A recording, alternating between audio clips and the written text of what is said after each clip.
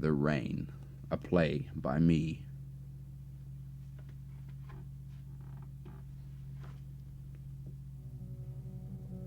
Just a little rain falling all around. The grass lifts its head to the heavenly sound. Just a little rain, just a little rain. What have they done to the rain? Just a little boy standing in the rain, the gentle rain that falls for years, and the grass is gone, the boy disappears, and rain keeps falling like helpless tears. And what have they done to the rain? Just a little breeze. Dedicated to Jack Hardman. Without his help, this play would not be possible. The music in this play, in order of the way it is played, is What Have They Done to the Rain by Melvina Reynolds and performed by Miss Joan Baez. Second set will be Country Road by John Mayall in the key of B.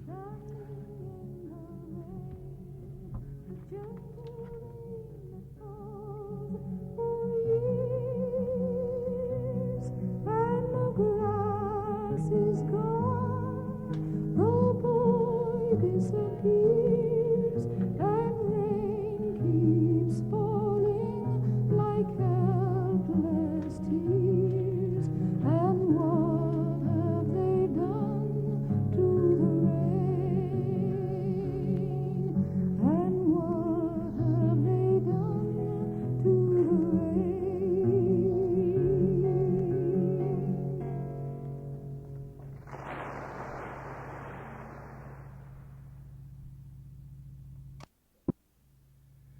Act 1. Setting: dining hall in an average summer camp somewhere in the USA. Time: the near future. Curtain rises. Scene opens with 4 people in the room. Lois, the local cook, is at the stove frying ice cubes in a pot. Lois is in her late 30s, but has the sass of a spinster. She is wearing a white t-shirt and blue shorts. Eddie, Lois's husband, is dressed in a sweatshirt and jeans, standing by the door at the right of stage, looking out into the rain. Jack Hardman, a short man in his early 40s, however, he looks like he's 25, is sitting by the fire sharpening the blade of a chainsaw. It's the blade of a chainsaw. He is dripping wet, dressed in jeans and a jacket. Janine, his wife, is sitting beside him, motionless, with a notebook in her lap. Janine. Jack? Yes, takes up his baseball cap. Was that necessary? I mean, buying that new chainsaw today? The old one works fine, it seems. Rubbing his head. Well, Janine, look at it this way. If we only have one chainsaw, then we can only cut down one tree at a time. Also, a blue jay or a hawk can watch someone use 2 chainsaws at once. It will be a new experience for him, and one camper is worth $400. $800 if he stays all summer. Janine. I see. Ed. It's coming down in buckets out there. Janine, worried. Yes, I wish it would stop. It's been raining for days. Jack, alarmed. What do you mean? It's a new experience. Gets up, walks to the door, puts cap back on, and walks outside with his chainsaw. I'll be back in time for dinner. Janine stands up. What are you going to do? No reply. Ed.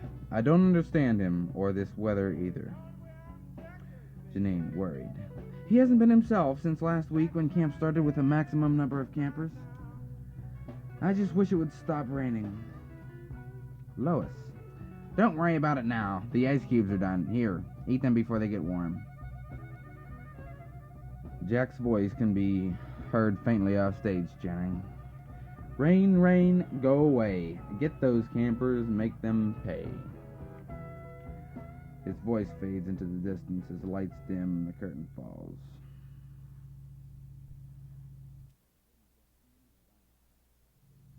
Act 2.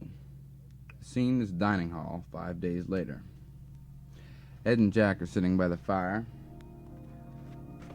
Jack is soaked, drying himself off and picking his teeth with a piece of wet bark. That's teeth. A young man, a counselor, enters from stage left. He is in his early 20s. He has long blonde hair, a mustache, and a wispy beard, and is carrying an umbrella made out of old cut-down trees, and is drenched. Counselor, anxiously. "Mr. Hardman?" Jack, looking up, rubbing his head. "Yes, what is it, Counselor?" Counselor, hesitating. Jack, I came down here to complain about the canoes in my cabin." Jack, interested. "Now, let me see if I heard you right. Now, you said there are canoes in your cabin, is that correct?" Counselor, "Yes." Jack, "How did the canoes get into your cabin, Counselor?" Counselor, "I guess they washed ashore in there, sir." Jack, "Don't be ridiculous. The water line is nowhere near your cabin." Counselor, impatiently, "When was the last time you looked? I swam down here. The water line is over the floor of my cabin, and the lower bunks are covered by water. My campers just returned from the overnight, and they all have pneumonia. I think we better send them home." Jack, alarmed and apparently disgusted. "Send them home? Why, this is a fantastic opportunity to create a new experience. Improvise, organize a game of water football, or canoe over to the Woodslaw area for a cookout, or have a swim meet at the pavilion. You could even spear fishing at... Oh, yes, You could even have spear fishing at the archery range. Make it work, Counselor." Counselor, dumbfounded. Yes, Jack." And exits. Ed.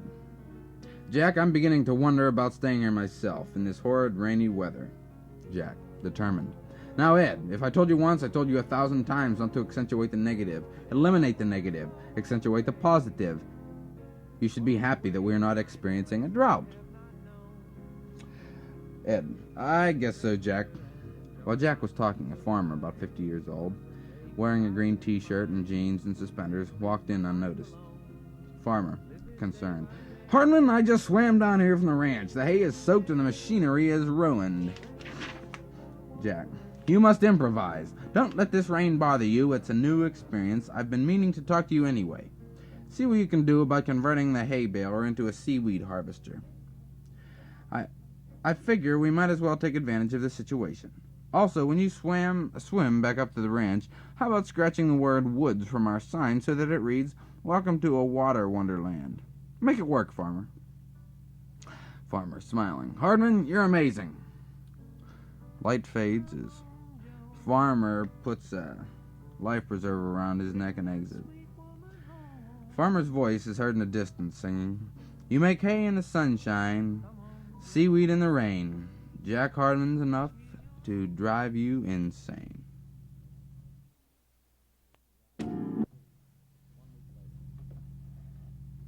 Act 3, 1 week later. It is still coming down in buckets. Jack Hardman is sitting on the top of a blue raft at a desk, working the keys of an adding machine. There is nothing to be seen but water, as if it were in the middle of an ocean. Ed drives up in a motorboat dressed in a green raincoat and shuts off the engine.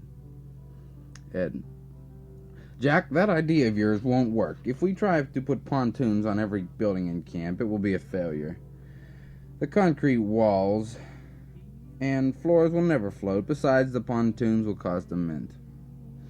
Jack, "Right, Ed. Then that's why I figure we'd be better if instead of bringing camp up to us, we go down to camp." Ed, astonished. Go down in 30 feet of water? How? Jack. Simple.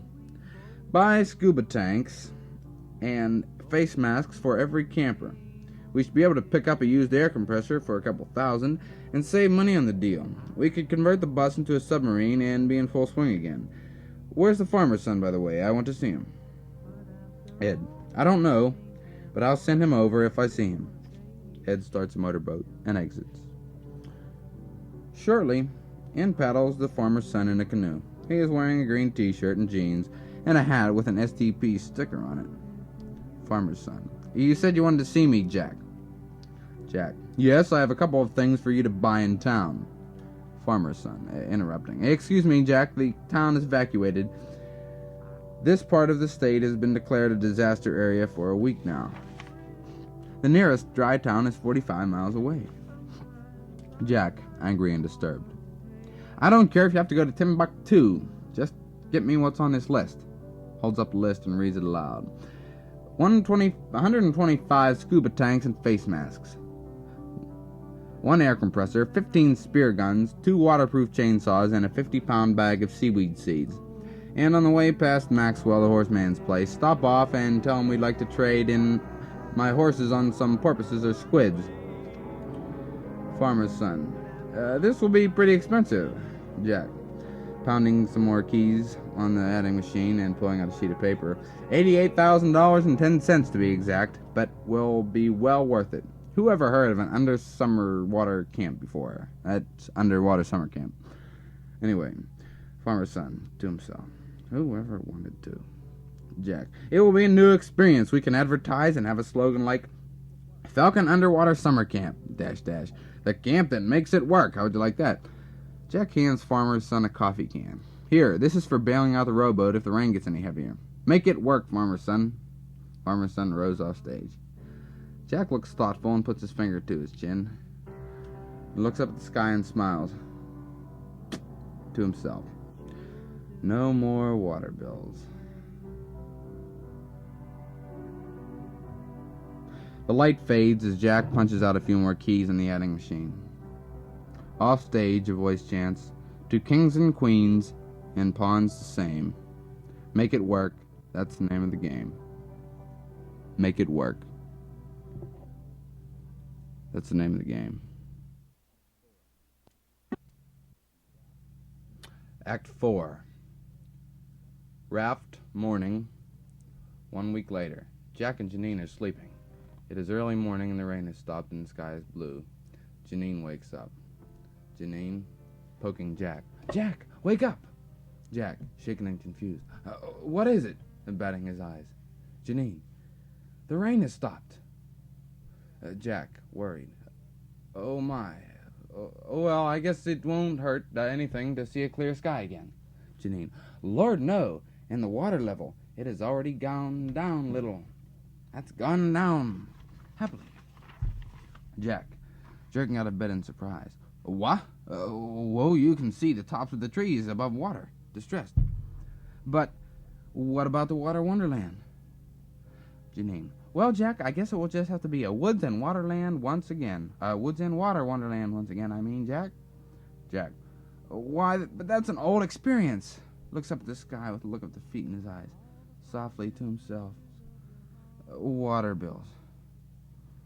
Off stage, a voice chants, the woods are back, the water is gone. Turn that faucet right back on.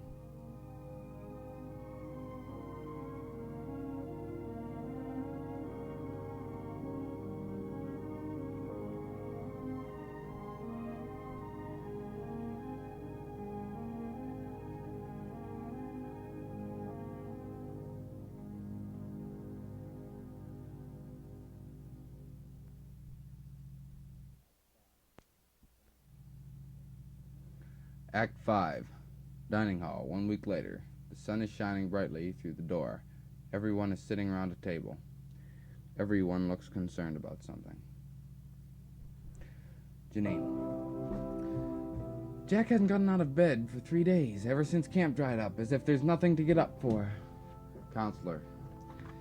I don't know why. Camp is operating well, and all my campers are happy. The only thing that they won't do is go swimming. Everyone becomes quiet as Jack Hardman enters the room. He drags himself in and throws himself down on the bench. He looks badly beaten and defeated in spirit. He looks like a man in his 50s again.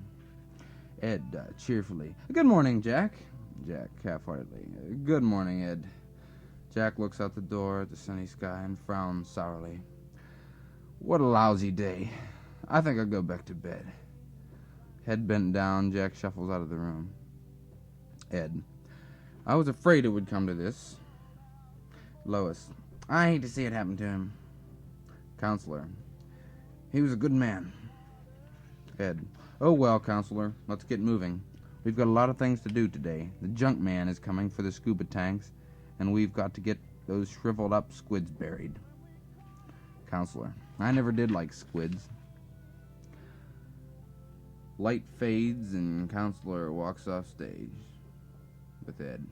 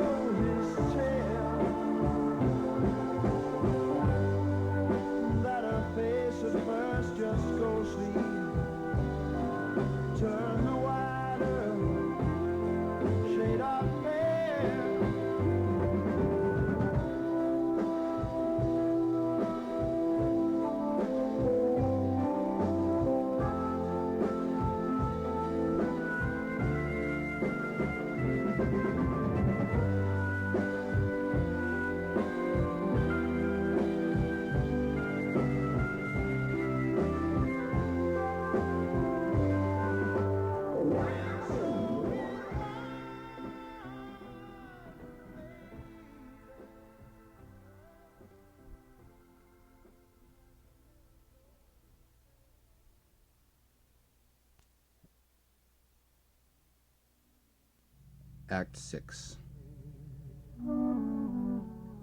All my troubles seem so far away.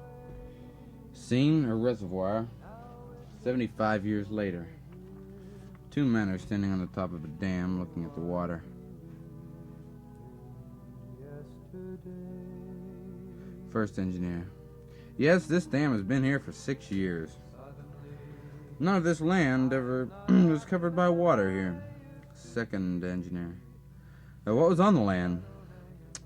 First engineer. At one time there was a summer camp here, and then it closed down all of a sudden.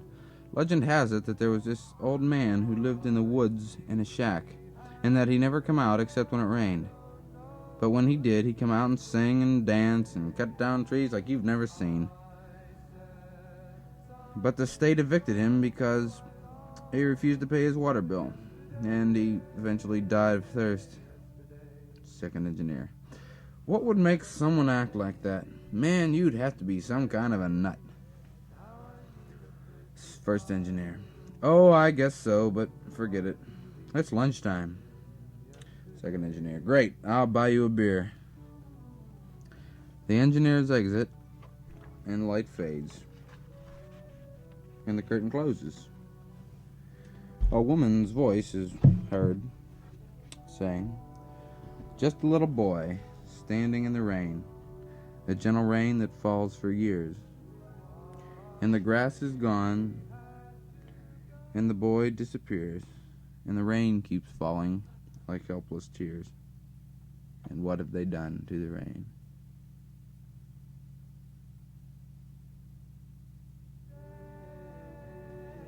Yesterday, love was such an easy